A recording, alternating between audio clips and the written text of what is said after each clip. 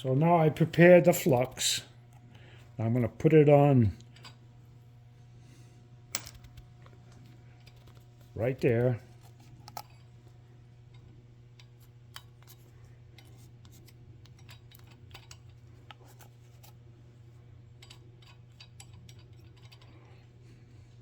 When I heat that up, that'll all melt together.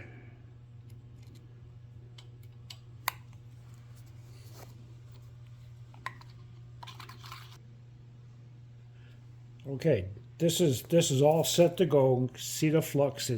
See the white stuff, and I put that on there because that's what I'm going to silver solder the whole thing together. This is the silver solder, mostly silver. It's an alloy.